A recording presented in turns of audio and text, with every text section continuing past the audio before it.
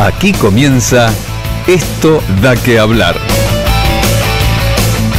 Una idea diferente para compartir con vos temas de salud y sociales. Con nuevas propuestas, invitados especiales, música y mucha pasión. Esto da que hablar.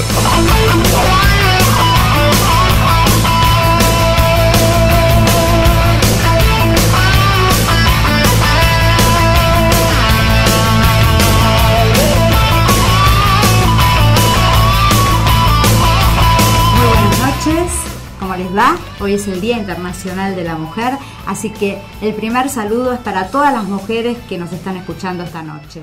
Quiero saludar también a nuestros amigos de Los Ángeles, de Smil Radio, que nos están escuchando, y también a la gente de España. Si se quieren comunicar con nosotros, lo pueden hacer al 4139-5684 o al 4139-5689. También pueden dejar sus mensajes en la página de Facebook ¿Qué parte no entendiste? Como siempre, en el primer momento de este programa, cuento una historia de vida. Esto es un segmento nuevo que tengo este año. Historias de vidas reales. Y hoy, por ser el Día Internacional de la Mujer, me pareció bueno contar un poco la historia de las mujeres que lucharon para que este día se conmemore y que dan lugar a la lucha de tantas otras mujeres que continúa y continuará seguramente por mucho tiempo más. Por eso las historias están ligadas a mujeres que tuvieron que ver con la conmemoración del Día Internacional de la Mujer, que nace de una historia sangrienta, en donde el abuso, la explotación y la impunidad causó la muerte de 146 mujeres, algunas quemadas y otras muertas en la banqueta porque se arrojaron ante el temor de las llamas. No fue gracias a las mujeres bonitas, amables, de bien y sobre todo de buena familia, sexys o acomodadas. Lo lograron las revolucionarias, las indecentes, las no religiosas furibundas, las indignadas, las migrantes y de baja escala social, las que pedían mayor equidad en la vida conyugal y en la productividad. Con el tiempo se fueron sumando a ella las voces de todas las mujeres del mundo. Sin importar situación social o económica, las mujeres desde distintos lugares luchan por sus derechos de todas ellas. Voy a contar la historia de una mujer que se llamó Hipatía, que fue filósofa y astrónoma, en una época en la cual las mujeres rara vez adquirían estudios o títulos. Ella murió como una mártir de la ciencia en manos de una turba de cristianos que la lincharon. Hoy, en el Día Internacional de la Mujer, ella es un paradigma para todas las mujeres, cada una con su propia sabiduría. Esto me lo mandó un amigo, le mando un beso a Diego Lodestro, que es un filósofo encantador que nos ha acompañado en este programa varias veces y que prontito nos visitará otra vez. Gracias, Diego, por el saludo. Y bueno, para no hacer muy largo la historia de las mujeres, del incendio de la fábrica por el cual peleaban, que las encerraban para explotar su trabajo y para que no protesten, porque era un día de huelga justamente ese, vamos a introducirnos con la presentación de los quienes nos acompañan en la noche de hoy, que es una mujer que pelea y ha peleado siempre por los derechos de la mujer en varios ámbitos. La doctora Diana Galimberti. Muy buenas noches, doctora, gracias por acompañarnos esta noche en el programa, es un honor tenerla acá. Ay, buenas noches. ¿Cómo te va, Diana? Mucho gusto, yo te voy a tutear, si me permitís. Lo mínimo que podés hacer después de tantos años de compartir historias, trabajo, vida. Vamos a contar un poco que la doctora Diana Galimberti es la directora general de salud de la Defensoría del Pueblo de la Ciudad Autónoma de Buenos Aires, coordinadora del Grupo de Trabajo sobre la Violencia contra las Mujeres de la Federación Internacional de Ginecología y Obstetricia, FIGO, con sede en Londres, coordinadora del Comité de Violencia de Género de FASGO, Federación Argentina de Sociedades de Ginecología y Obstetricia, miembro de la Comisión para la Elaboración de Sanciones ante la Violación de la Ley Integral de Violencia, Subcomisión de Violencia Obstétrica. La doctora es especialista en tocoginecología y tiene un amplio recorrido en un hospital público, en la función pública. Y lo primero que te pregunto, Diana, es ¿qué te llevó como mujer a elegir la carrera de medicina, a dedicarte a las mujeres y luego a hacer un recorrido tan importante en todo lo que tiene que ver con los derechos de la mujer? Bueno, te voy a contar que en mi casa el programa que tenían mis padres para mí, mi madre ha sido una médica brillante, reconocida, la primera mujer ayudante de anatomía de la Facultad de Medicina de Buenos Aires, y tenían como programa que yo siguiera abogacía. Mi hermana más chica era una paralítica cerebral, con lo cual mi madre viaja a Estados Unidos para ver qué posibilidad de tratamiento tenía. Y en ese lapso de tiempo de unos meses yo decido iniciar el curso de ingreso en medicina, desobedeciendo el mandato familiar. Bueno, cuando ya volvió, yo ya había terminado el curso de ingreso, que era un curso bastante duro, y con 15 años estaba iniciando el primer año de medicina. Yo había dado años libres porque la idea era vivir afuera, y bueno, inicié medicina.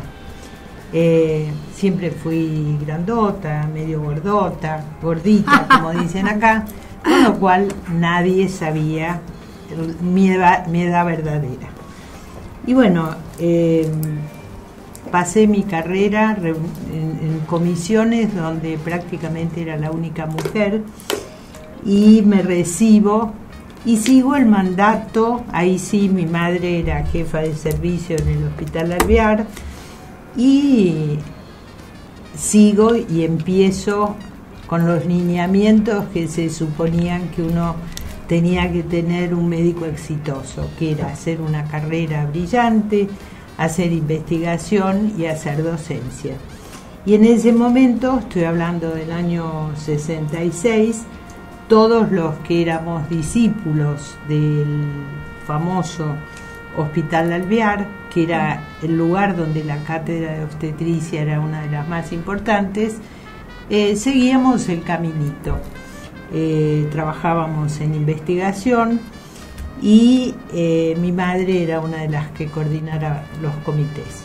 Y nos fue muy bien, el grupo fuimos muy exitosos, trabajamos y ganamos premios de la Academia de Medicina, del premio Nicanor Palacios Costa, el premio Doctora Gaudino, todos los premios en investigación sobre cáncer de mama y cáncer de útero. Y un buen día me ofrecen pasar a un hospital que fue el Álvarez, que era un hospital pobre, que no estaba en el centro de la ciudad, y donde el primer impacto fue ver la diferencia entre cómo vivían las mujeres que concurrían al Hospital Álvarez, una cantidad muy importante de migrantes. El Hospital Álvarez es el segundo lugar de mayor concentración de mujeres bolivianas, peruanas, bueno, ahora hay un componente coreano muy importante. Pero ver la diferencia entre un hospital más céntrico, donde disponíamos de todos los recursos, los aparatos, el lugar era impecable porque habíamos pasado del Alvear al Hospital Fernández, pasar al Álvarez fue ver otra realidad y ver una realidad sanitaria en la cual el primer elemento fue la inequidad que vivíamos diferentes mujeres por parir en distintos lugares de la ciudad. Y ahí todo lo que realmente yo había hecho en investigación, pensé que tenía que hacer un golpe de timón y que realmente uno de los temas más importantes era dedicarme a la salud pública. Bueno, pido una licencia, estoy en un año en la Escuela de Salud Pública y cuando ya vuelvo decido que quiero trabajar más temas sociales que de investigación médica. Y ahí tuve la suerte, pero digo, porque siempre decimos que el médico tiene el modelo médico hegemónico. Y somos animalitos adiestrados con un modelo que siempre se va marcando y la facultad te va marcando con un currículum que se arrastra por años. Y entonces muchas veces la crítica hacia el médico y la formación médica es como si realmente fueran unos vándalos que no saben otra cosa. Eso es lo que nosotros formamos. Yo soy profesora adjunta de obstetricia, soy docente de la carrera y uno lo que ve que replica los mismos modelos a través de los años sin decir un momentito. El individuo está inserto en la sociedad. ¿Qué le pasa a las personas en el lugar, en el barrio, con las cosas más sencillas? Cuando uno ve cómo desarrollan la carrera los médicos, todos van corriendo a los lugares donde hay alta tecnología, se ven las enfermedades más raras, tienen las patologías que son una en 50.000 y muchas veces... Te voy a interrumpir porque es tan lindo lo que estás contando, porque esta reflexión que haces permite, vos que sos docente de la carrera, permite crear cambios. Si nadie reflexiona acerca de esto, todo sigue igual. Y está buenísimo, desde tu lugar de función pública lo hiciste, pero desde la docencia que se pueda empezar a pensar en esto. Bueno, recién, hace bastante poco, se pudo conseguir desde la Comisión del Ministerio de Justicia, esa que estamos elaborando sanciones para la violación de la ley de violencia, tener una entrevista con el decano, con el doctor Provenzano, para ver si se pueden poner contenidos de derechos de género, algo que el alumno pueda tener una apertura mental. En todo esto, cuando llego al Álvarez, el cambio había sido muy importante, pero sobre todo el desorden y la falta de protocolos de actuación que viví, que yo venía de una escuela con muy buena formación y de repente llegar a un lugar donde no había recursos porque no se gestionaban. Y ahí tuve la suerte, digo, de abrirme la cabeza con la llegada de amigas, una de ellas una abogada que le debo mi inicio para trabajar en violencia, que es la doctora Bain, que fue la que creó el primer centro de atención a víctimas de violencia, Leonor Bain, en la Escuela de Salud Pública. Otra fue Mariana Romero, Silvina Ramos, Edith Birkin, eran sociólogas, psicólogas, trabajadoras sociales que miraban el individuo desde un todo y no desde lo que era el útero o la mama o el ovario. Y ahí la propuesta fue, me dijeron, Diana, ¿por qué en la Sociedad de Obstetricia y Ginecología, que vos tenés actividades y consenso y yo formaba parte de la comisión directiva, por qué no empezamos a trabajar un tema? Primero habían dicho que podíamos empezar a trabajar, que mirá lo que te estoy diciendo, año 90, plena época menemista, no se podía hablar de género, de salud reproductiva. Ojo que no estoy hablando del año 1914, estoy hablando de la década del 90, donde todo lo que salía de acá de Argentina estaba encomillado y estaba nuestra postura adherida casi a lo que eran los países musulmanes. Con lo cual queríamos trabajar en el daño que producía el aborto en condiciones de riesgo, y una de las compañeras dijo: te van a sacar a cascotazos, ¿por qué no empezamos a trabajar en violencia? Que ningún ginecólogo va a querer que le peguen a una mujer. Acá te interrumpo un segundo solo para escuchar a mi gran amiga Sonia Roxana, que en el Día Internacional de la Mujer nos viene a cantar algunas canciones y seguimos con los cascotazos después. Muy buenas noches tengan todos ustedes. Es un gusto y un placer, te agradezco en este día tan especial, en este día tan especial de la mujer, que me hayas invitado. Este es un tema que, bueno, lamentablemente cuando las mujeres tenemos que salir a trabajar, ¿no? Ya desde hace muchas décadas. No tanto. Y a veces somos mal vistas. Porque viste que la gente siempre habla, ¿no? Pero no te conoce. Por eso es estrella este tema.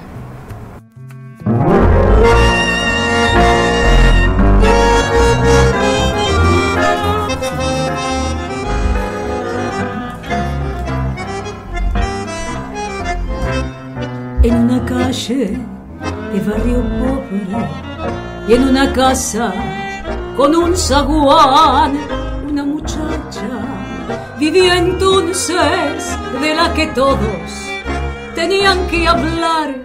Una muchacha que noche a noche dejaba el barrio para volver cuando la aurora de cobre y bronce mezclaba el sueño con el taller. Aquella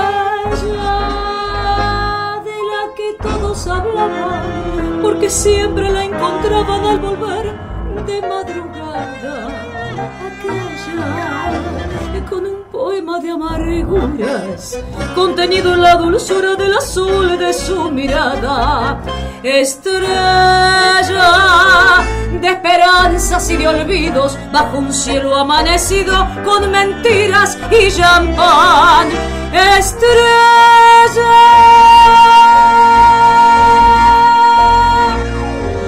todos los que hablaron de noche te lloraron en la casa del zaguán.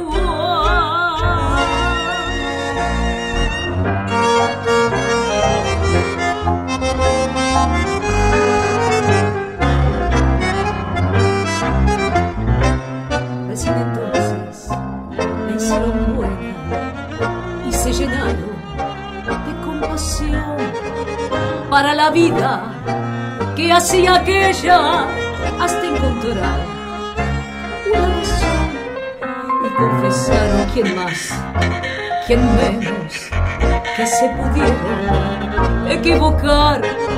Y como siempre el barrio entero recién entonces dejó de hablar. Aquella de la que todos hablaban, porque siempre la encontraban al volver de madrugada. Aquella con un poema de amarguras contenido en la dulzura del azul de su mirada. Estrella de esperanzas y de olvidos bajo un cielo amanecido con mentiras y champán. Estrella,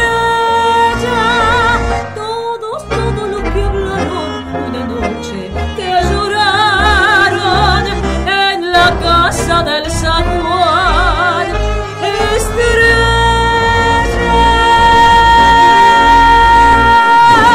todos los que hablaron una noche que lloraron en la casa del zaguán.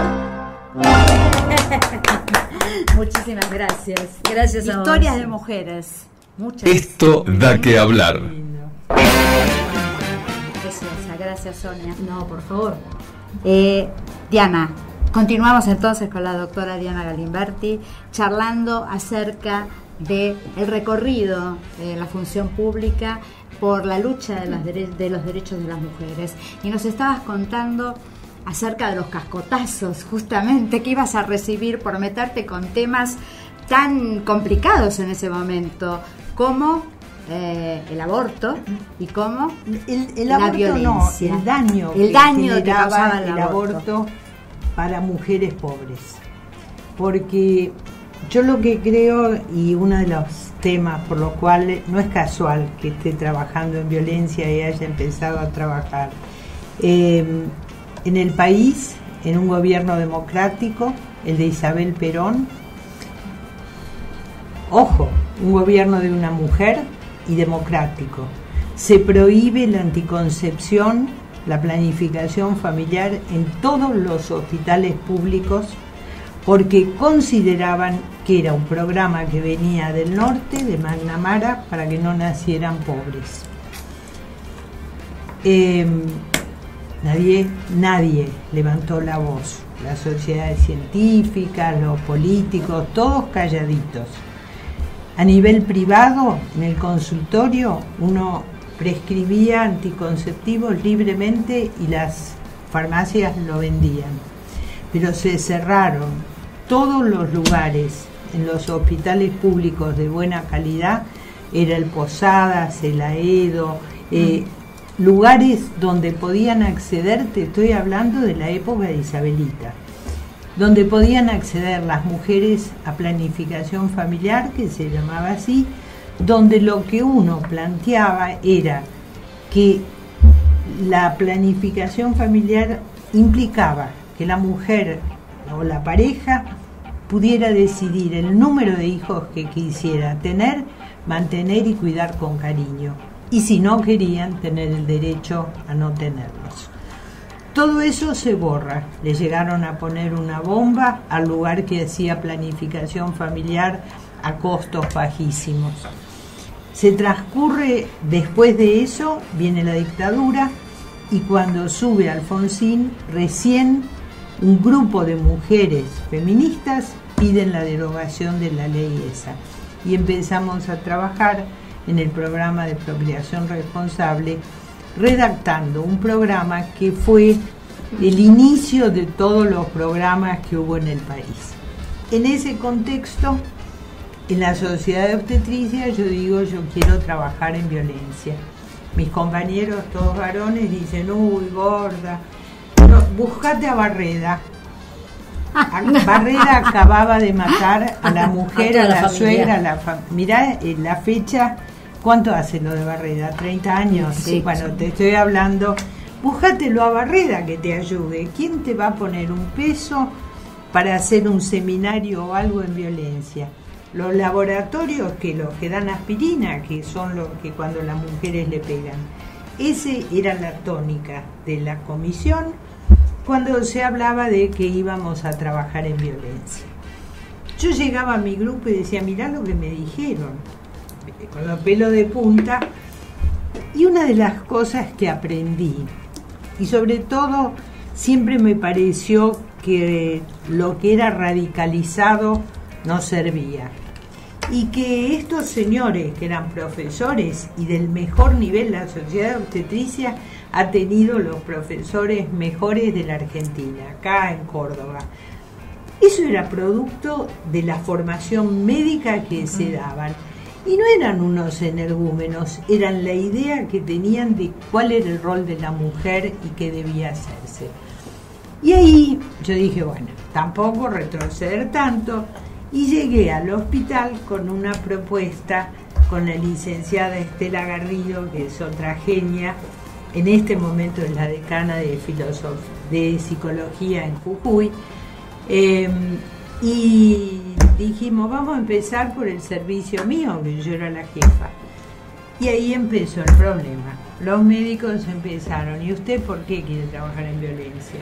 ¿No ve que vienen y les pegan y nosotros vamos y hacemos la denuncia y llamamos al servicio social y después que las componemos un poquitito, retiran las denuncias? ¿No ve? Les gusta que le peguen.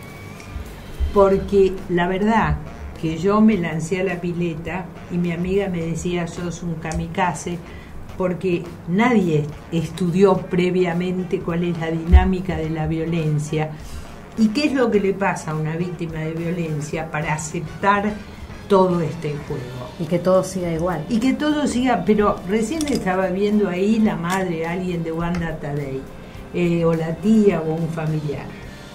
En todos los casos, la víctima de violencia, la familia sabía Y cada vez que querían decir algo, en Wanda, lo que contaba la tía es que ella mandaba a los chicos o los sacaba y los dejaba que se queden jugando con unos amiguitos cuando sabía que iba a tener una pelea con el marido y él le podía pegar. Con lo cual, ¿qué es lo que pasa? Uno se enamora, el modelo, y fueron felices, y la torta, y qué sé yo, y en eso del enamoramiento, nadie puede pensar que la persona que quiso y creíste que ibas a vivir hasta que seas viejita, puede empezar a castigarte. Y además, no te castiga de entrada, empieza todo un mecanismo en el cual te desvaloriza, te convertís, tu autoestima cada vez está más deteriorada. Y entonces, ¿qué pensás? Y algo le habré hecho. Vos sabés que discúlpame que te interrumpa, haciendo ese comentario, yo fui también, iba a ser víctima de violencia. Decí que supe parar a tiempo con una expareja que he tenido.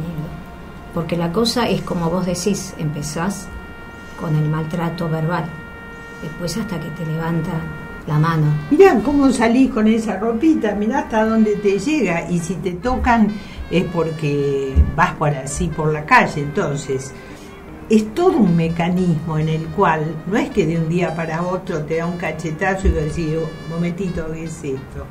Es todo una dinámica que se va dando, y cuando tenés el primer golpe, y en realidad yo siempre digo, cuando te dan el primer golpe y vos tenés que ir a un servicio de salud, casi te podría decir que estás salvándote, porque si el servicio de salud, y eso es el rol mío, y es lo que... ¿Sigo? Sí. No, nos piden que no golpees porque los golpes aquí se escuchan. Bueno, no nos ven, pero los golpes se escuchan. ¿Cuál es la idea? ¿Cuál es y por qué? Muchas veces lo hablamos y me irrita pensar que nosotros, los profesionales que trabajamos en el sistema de salud, los equipos que son interdisciplinarios, el médico solo no puede trabajar sin la trabajadora social, sin la psicóloga, sin la psicopedagoga. Cuando una mujer llega, porque es víctima de violencia, llega al hospital, ¿qué te dicen? Y bueno, la violencia es un problema estructural, el Estado, la calle, ¿no ves que los piqueteros? Todas las explicaciones pueden ser posibles, pero cuando uno llega al hospital y llega una víctima, la responsabilidad de ayudarla es de uno y darle la opción para que tenga la posibilidad, aunque sea una que pueda sacar de ese círculo de violencia. Por eso hemos trabajado con Amalia, con el grupo de pediatría.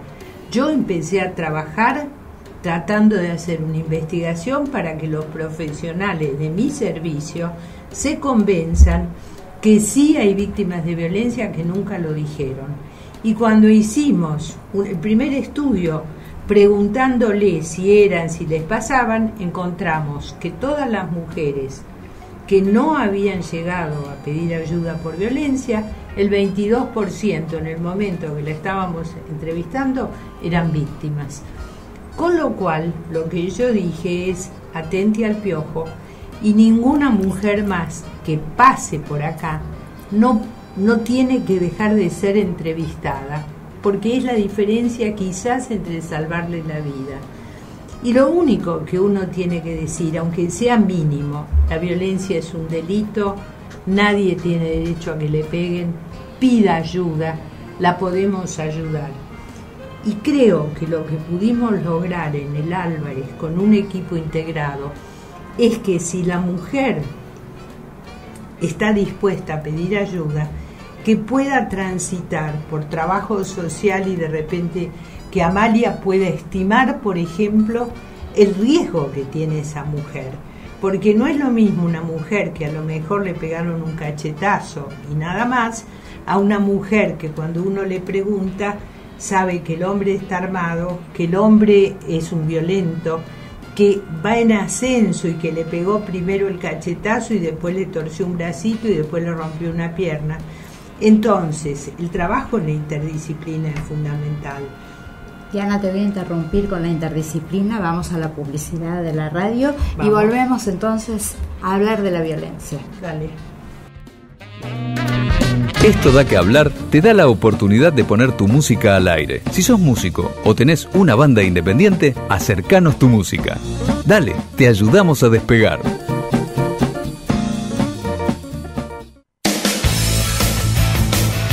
Tus éxitos, disfrutalos. Tu radio te acompaña. FM Flores 90.7. Espacio publicitario. Chancanelo, el verdadero sabor de la aceituna. Tu negocio depende de tu decisión. Llama hoy. Radio FM Flores 4139 5689. Atención, médico oculista aconseja. La conjuntivitis es una infección del blanco del ojo y detrás de los párpados en general. Es contagiosa, cuídese y además sea responsable y no contagiará. Centro Médico Virgen de Copacabana. Turnos 4612-0383. Nazca 87 Flores. Aquí Jazz. Con la conducción de Alberto Consiglio. Todos los viernes a las 17 por FM Flores. Estación de servicio YPF autorizada. Cambio de aceite y filtro. Lavado, engrase, Servicompras. Locutorio Internet. Solicite su tarjeta Serviclub y canjee sus premios en estación de servicio YPF autorizada. Jonte y Lavallol. Teléfono 4566-1883. Todos los sábados a las 17, el mejor blues está en FM Flores. Guillermo Blanco Alvarado y el Tano Alberto Rosso hacen No Tan Distintos. 3 horas de blues de acá y de allá. Agenda, noticias, comentarios y los mejores músicos tocando en vivo en nuestras radio sessions. No lo olvides, sábados a las 17, No Tan Distintos. Blues. El Payaso, jardín de infantes y maternal. Niños de 45 días a 4 años. El Payaso, Páez 2870, Casi Nazca. Teléfono 4611-9778. En Alra, usted es la prioridad. Grandes ventajas y bonificación. Su usado o plan de ahorro es efectivo. Alra Volkswagen. Avenida Juan B. Justo, 2611. Teléfono 4656-5700. Servicio postventa 4671-8888. www.alrabw.com. En Alra, primero usted. Fin de espacio publicitario.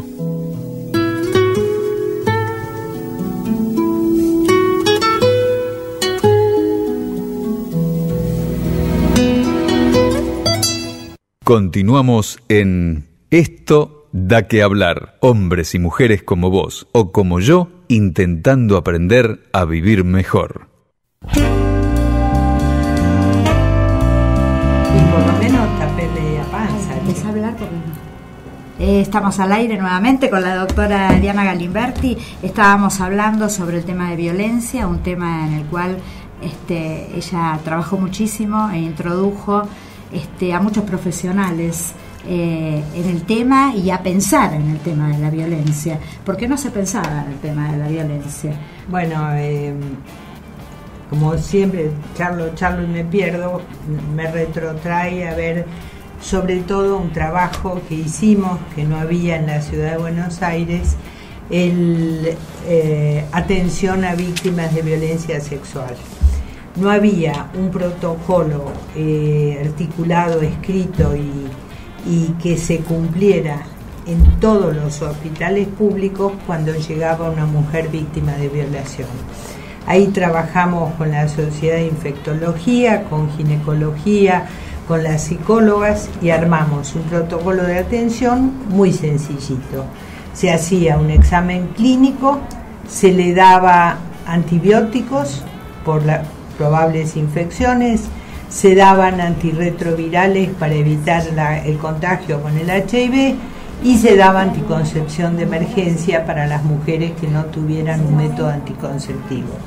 Y comenzamos, y en ese momento la doctora Eva Giberti viene a vernos porque acababa de iniciar el programa Las Víctimas contra las Violencias, que el presidente Kirchner le había pedido, que no quería ver una sola mujer más atendida por un policía y que quería un programa en el cual estuvieran protegidas.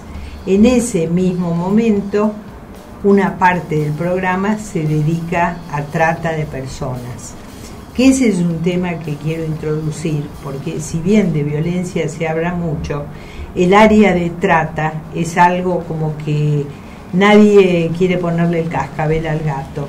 En este momento la que dirige el programa, y hace años, es la doctora Zaida Gatti, y hablé ayer y me hubiera gustado invitarla al programa porque tienen rescatada un número redondo, 10.000 víctimas de trata, de entrar a los prostíbulos, de sacar adolescentes. Es un trabajo de hormiga donde tienen que primero localizar los lugares, pero después evitar que de alguna manera le comuniquen al dueño del prostíbulo que va a haber una intervención, porque si no desaparecen las niñas, las adolescentes. Y en este momento hay un caso que es paradigmático, el caso de Ecuador, que decían que no fue nada, qué sé yo, y ahora están diciendo que sí, las chicas pudieron ser víctimas de un grupo de trata. En medio de todo eso, a nivel de las sociedades médicas, yo empiezo a plantear por qué no podemos tener en las federaciones en el país hablar o hacer un comité de violencia. Me lo aceptan, me dicen que sí, empezamos a trabajar en paralelo en el país y hace 2 años y medio tengo la suerte de que me inviten a hablar en un congreso internacional que es de la Federación Mundial de Ginecología. Es como que te digan, no sé, qué sé yo, la frutilla del postre. Y ahí le digo al presidente, doctor, ¿cómo hace 10 años que ustedes están hablando que qué hacen los ginecólogos, los obstetras con la violencia, y no hay nada que llame la atención que diga vamos a trabajar en violencia? Y ahí el presidente me dice, bueno, escucho su conferencia y después hablamos. Y ahí me dice que le haga una propuesta. Hice una propuesta para trabajar en los diferentes países del mundo. Conozco bastante de cómo se trabaja en violencia y violación en Latinoamérica, pero no conozco en Asia, África. Y bueno, y vengo ahora de Londres de armar el comité para todo el mundo, donde vamos a trabajar con referentes de África, de Asia, y una de las cosas que pude hacer, pero pensando en mis amigas, en las otras disciplinas, que el comité no esté formado por médicos solamente, sino que haya trabajadoras sociales, parteras, enfermeras y médicos generalistas. Así que llegué el lunes, me cae la baba de alegría, y tenemos próximos 3 años para trabajar fuera y adentro del país en el tema. Y lo último que quiero decir antes de que me eche, tenemos todavía tiempo, es que después de salir del hospital, en el 2014 me llaman si quiero entrar en la Defensoría del Pueblo de la ciudad. Y yo dije, bueno, sí, y cuando llego me encuentro que me dan la dirección de salud. Y ahí me puse las pilas porque es el lugar donde viene la gente más vulnerable que sufre daños en hospitales públicos, pero también en obras sociales y en prepagas. Claro, porque eso te iba a preguntar, en la Defensoría vos estás como directora de salud, pero para todo lo que es salud, para todo lo dentro que es del gobierno salud, de la ciudad de Buenos Aires. Y además, como formo parte de la Comisión de Violencia para elaborar sanciones, y el tema que estamos trabajando es violencia obstétrica, que es un tema gordísimo y con muchas aristas, yo introduje en la Defensoría de Ciudad el tema de trabajar en violencia obstétrica, y entonces estamos comentando, pusimos en la página y todo, que si alguien tiene un derecho vulnerado en su parto, en su proceso del embarazo, en la atención, que pueden venir a hacer la denuncia, que nosotros lo estamos trabajando, con lo cual tenemos que tener mucho cuidado para categorizar qué es violencia obstétrica, porque es el maltrato cuando le gritan, ahora gritás, pero cuando lo hiciste te gustó, que es el viejo axioma que escuchamos, y a veces se escucha a alguien que no le informa, que no le dice qué va a hacer, que no le pide autorización y que le hace una práctica indebida. Pero eso es lo que estamos haciendo, estamos con una cantidad de casos muy importantes, más te diría que en el privado que en el público. Pero de todas maneras trabajamos con la Defensoría de Nación, y cuando hay una denuncia en un sanatorio privado de los super también, interviene la Superintendencia de Servicios de Salud y se le hace una visita al lugar para ver las condiciones. Respecto de eso te quería preguntar, ¿cuáles son las denuncias más importantes, el grueso de las denuncias, sobre qué recaen? Mira, en los privados es que en general las mujeres han tomado la ley de parto humanizado y parto respetado como si fuera la Biblia. Y entonces una parte de esa ley tiene, que tampoco no es la parte de la ley, pero una parte dice que en la episiotomía no tiene que ser de rutina, que no hay que poner la vía de rutina, que la anestesia no tiene que ser de rutina, que puede movilizarse y caminar, y que no hay que hacer monitoreo de rutina. Entonces, y esto lo veo porque quiero introducir el tema de medios de comunicación, como que puede ser una ayuda importante o puede ser un riesgo, porque muchas veces y las mujeres toman eso como que es la ley y llegan a un lugar a tener el parto. A veces le dicen al médico en el consultorio particular, por eso te digo, hemos tenido denuncias más de los privados, donde van y le dicen, quiero esto, todos esos ítems. Y el médico le dice, sí, ningún problema. Cuando llegan al sanatorio, de los más paquetes de Buenos Aires, llegan, se acuestan y le ponen el monitor. Porque es norma de muchos sanatorios que la embarazada, cuando llega para el control, tiene que tener puesto el monitor para monitorizar la frecuencia cardíaca fetal. La segunda cosa, la vía endovenosa, limpia, pero ¿qué sucede? La OMS dice que no es indispensable. ¿Qué dice el médico? Que cuando hay una hemorragia y la mujer hace la hipotensión, no hay tiempo de buscar una vena, y es la diferencia entre la vida y la muerte. ¿Qué pasa con la episiotomía? Está bien, vos podés, si el bebé no es de gran peso y es chico y el periné puede dar, vos te podés permitir hacer un parto sin hacer episiotomía. Pero cuando la cabeza es grande, el periné es muy estrecho, la episiotomía es una práctica que debe hacerse para evitar los desgarros. Ahora, si le hiciste a la mujer la idea de que nunca se la deben hacer, ahí aparecen las denuncias. Y es un tema, yo creo que cada vez que estudio, lo pienso más y lo veo, y voy a sociedades y lo planteo, los médicos te dicen, yo no voy a aceptar que a mí me vengan a hacer una denuncia porque hice una episiotomía. Y es cierto, pero yo creo que ahí hay un tema que es una trampa, porque cuando hablan de violencia obstétrica, tanto en el público como en el privado, lo que te dicen es, para evitar la violencia obstétrica, el partido es el parto domiciliario.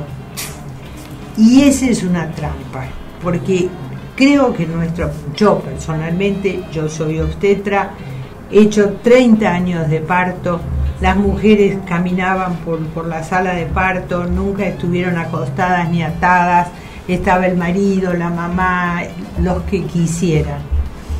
Pero hay un tema, cuando se empezó a hacer los partos dentro de las instituciones, eran porque se morían las mujeres en accidentes del parto porque no llegaban a hacerle la asistencia. Si uno dice, ¿qué es lo que quiere? ¿Un parto respetado? El respeto tiene que ser en el público, en el privado, en el último de los hospitales públicos del país, en Orán o en Tierra del Fuego. No decir para que no te maltraten en un hospital, porque lo grave es la que tiene un prepago y una lista de 20 obstetras, va y pasa por los 20 y le pregunta lo que quiera.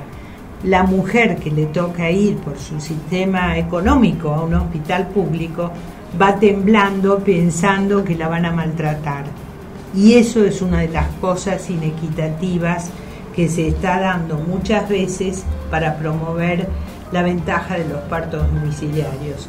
Y ha habido casos donde con partos domiciliarios, estando 2 o 3 días en la casa, después tuvieron que ir a un sanatorio y a un hospital público para que les solucionen el problema.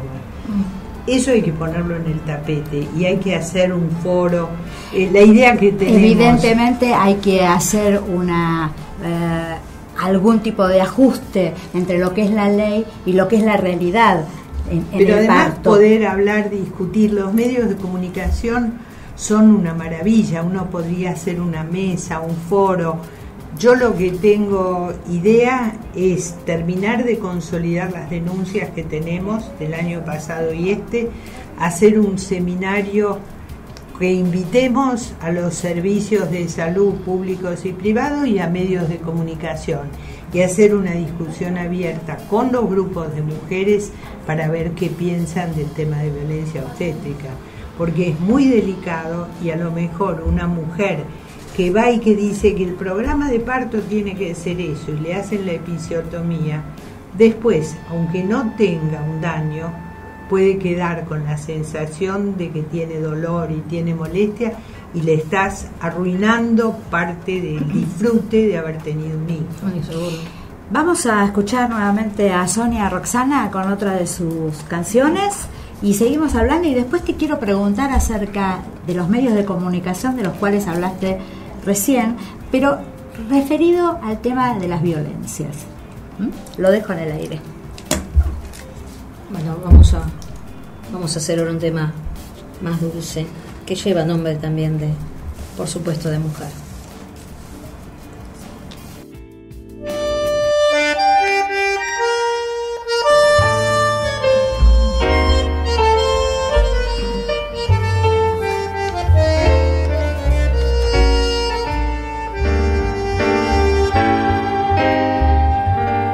Malena canta el tango como ninguna y en cada verso pone su corazón al suyo del suburbio, su voz perfuma. Malena tiene penas de bandoneón tal vez allá en la infancia, tu voz de alondra tomó ese tono oscuro de callejón. ¿O acaso aquel romance que solo nombra cuando se pone triste por el alcohol? Malena canta el tango con voz de sombras. Malena tiene penas de bandoneón. Tu canción tiene el frío del último encuentro. Tu canción se hace amarga en la sal del recuerdo. Yo no sé si tu voz es la flor de una pena. Solo sé que al rumor de tus tangos, Malena, te siento más buena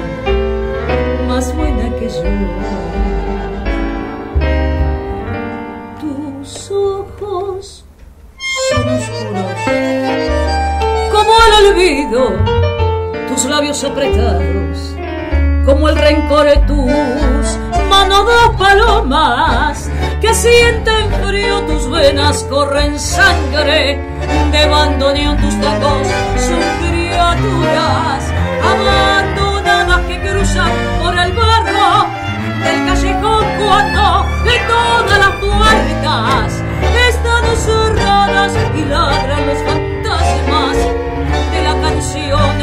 Malena canta el tango como quebrada, Malena tiene penas de bandoneón. Gracias. Continuamos Sonia. en Muchísimas Esto gracias. da que hablar. Nos sorprende con esa voz. Cada día canta mejor, tengo que decirlo. No es Gardel, ¿no? Es Sonia. Y pero eso cada que vez- vengo de trabajar todo el día y de Así atender es. pacientes telefónicamente también. ¿Pacientes de dónde? Trabajo en una óptica muy importante, ¿no? En el barrio de Recoleta, en el cual atiendo pacientes, sus necesidades, sus cuando tienen que hacer sus cambios de lentes de contacto, y bueno, cada paciente Es un mundo. es un mundo y tiene una historia. Así es. Doctora Ganiberti, estábamos hablando y yo quedó en el aire una pregunta Lo de respecto medios. que me interesa mucho en los medios de comunicación y la influencia que tienen en la violencia de género. ¿Cómo se debería tratar el tema? ¿Cómo pensás vos que se está tratando actualmente? ¿Si está bien tratado? ¿Si habría que hacer algún tipo de intervención por ahí? Hasta del Estado, te diría, para el tratamiento de estos temas, porque lo que se ve es que cuando hay un femicidio, y últimamente lamentablemente hay muchos, de una manera determinada, y se sabe y se da a conocer, esto se repite por unos cuantos meses. Bueno, esa parte te la tendría que explicar quizás alguien que tuviera el manejo de la parte de salud mental con respecto a lo que puede ser la situación imitativa. Yo lo que te puedo decir que he escuchado relatos de muchas víctimas que dicen que a vos te va a pasar lo mismo que a Wanda Tadei, a vos te voy a quemar o a vos te voy a incendiar. Creo que hay un efecto de imitación y en la amenaza está algo concreto. Pero la violencia, hay una violencia mediática, hay una violencia todo el tiempo donde aparece la mujer como objeto. Una de las cosas que he escuchado de los mejores es a Liliana Hendel, que es una periodista feminista de primera línea, la otra es Mariana Carvajal, pero Liliana tiene todo un desarrollo de observación de programas de televisión y radio donde señala puntualmente cómo todo el tiempo se está denostando a las mujeres en función de la forma. Yo lo que he escuchado, por ejemplo, y siempre lo cuento, es un poco viejito, pero había una vedette, una chiquitita, Andrea Pradón se llama, ¿no?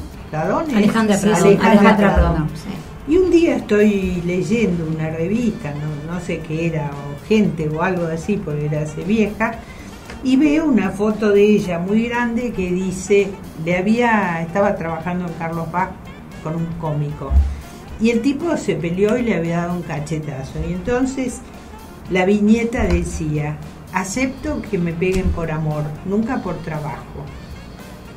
No hubo nadie, ningún periodista que diga, pero esta mujer es loca, miren lo que está diciendo, que está aceptando. Siempre yo me retrotraigo a la señora que está en un barrio pobre, que es castigada. Lo pienso más porque hay otras situaciones, cuando la estrella, por ejemplo, eran las hormonas para la menopausia.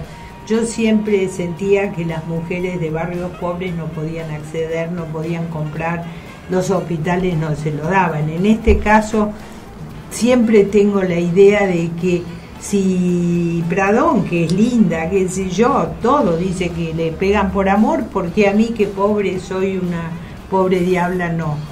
Y la segunda cosa, cuando la agarraron y la tiraron por el balcón, también fue una muestra clara de que era una víctima de violencia. Y nadie salió a decir, oigan, paren, los medios de comunicación tienen que estar en contra de esto y no se puede reivindicar. Uno tiene que estar con las antenas todo el tiempo. Yo he visto, uno le dice cuando va a un programa, una víctima de violación, si tiene la desgracia de que aparezca un violador y lo amenace, quédate flojita que el tipo crea que estás muerto, porque el violador goza con el terror de la víctima. No es que es un acto sexual. Entonces, cuando la víctima, y ha habido casos que se salvaron porque el violador creyó que estaba muerta, entonces uno le dice, no grites, quédate quietita. Y yo escuché a un comisario cuando violaron a una en el subte que dijo, pero si hubiera gritado hubiera ido el policía y la hubiera salvado. Con lo cual son mensajes contradictorios, o un padre que dice, a mi hija la violaron saliendo del colegio, fíjese, no salía de un boliche. Eso es prejuicioso y hay que combatirlo, porque eso que escucha, porque la mujer puede ir desnuda o con la cola al aire y nadie la tiene que violar, y tiene que quedar muy claro lo que es el delito. Entonces, me parece que hay que hablar. Y los noviazgos violentos, y cierro con esto, es un problema muy serio, porque ¿qué pasa? Con las redes sociales, todo el tiempo el WhatsApp, ¿dónde andás? Qué linda la fotito, y resulta que hacen un círculo en el cual la adolescente cree que este hombre la ama, o este jovencito la ama con toda locura, por eso la va siguiendo, y lo que está haciendo es un cerco para no dejarla ni con las amigas, ni no te vistas, ni no te pistes. El control, ¿no? Eso es el control. Y fíjate que hay uno de los temas más serios cuando las matan, es cuando la mujer se anima a hacer la denuncia, y hace la denuncia y le llega al tipo la cédula para exclusión del hogar, y es ahí cuando siente que la víctima se le va y el objeto, que es su objeto con el cual ejerce violencia, se le va, y ahí es donde la mata. Doctora Diana Galimberti, nos están echando ya, nos tenemos que ir porque viene el próximo. Dice que no nos echa. Bueno, nos echa, nos dice así. Mujeres, porque si fuera un hombre no nos echarías. Si fuéramos hombres no nos echarían. Mira lo que te dice la doctora, ¿eh? Se ríe Martín. Martín, gracias por acompañarnos. Como siempre, doctora Diana Galimberti, un placer escucharla. Nos quedaríamos horas escuchando lo que cuenta, cómo trabajó y todo lo que está haciendo por la mujer. A seguir luchando, que necesitamos defensoras las mujeres, y tenemos que aprender a defendernos. Necesitamos mujeres que nos enseñan a posicionarnos y a empoderarnos a nosotras mismas. Hay muchas mujeres que necesitan. A disposición de ustedes. Bueno, muchas gracias. Gracias, Sonia Roxana, por acompañarme como siempre. Es un gusto. Muchísimas gracias. Y nos vemos el martes próximo en Esto Da Que Hablar, con otro tema seguramente que les va a interesar mucho. Esto Da Que Hablar, un programa para seres humanos con sentimiento, buscando oportunidades para sentirse mejor.